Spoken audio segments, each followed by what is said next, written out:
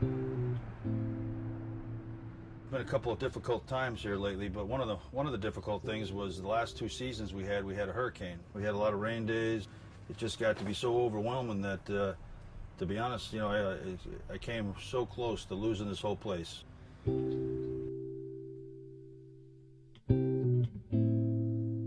Put it on the market last summer just because I was so sick and I didn't feel like I was going to get better. It had been a couple of years already. And then 2012, I had something where they brought me to the hospital where I lost my voice. I couldn't talk right. But when I came out of that one is when I had the energy, I had the ambition, I had the desire, which I had lost for a couple of years, which was a really tough thing because this was my whole life for so many years. Luckily, I got my health back, and financially, I had to regroup. I had to consolidate everything. I had to work real hard at getting things figured out so that I can keep the place and keep it going.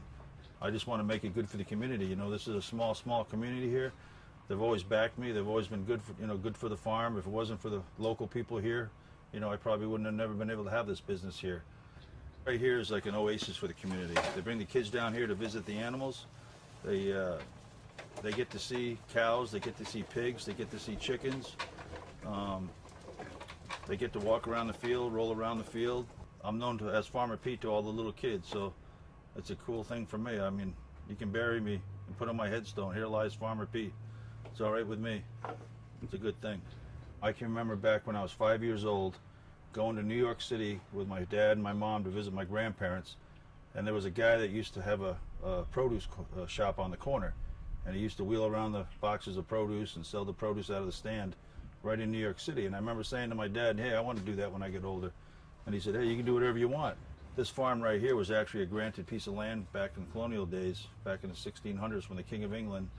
And it was passed down and passed down and passed down until I got it now, which is a lot of other farms around here are like that. But unfortunately, we lose hundreds of farms every year.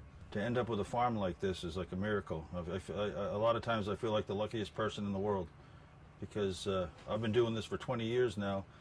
And actually, if it ended tomorrow, I could always say that for 20 years I always did exactly what I wanted to do. I'm never going to retire. I'll be 95, 100 years old sitting on the hill over there when I die, watching my cows eat a bale of hay. That's what retirement for me is. As long as I can get up and walk around every morning, I'll be down here doing this. Now that I have my health back, I can promise you that I'm going to be working as hard as I possibly can to make this place what it used to be.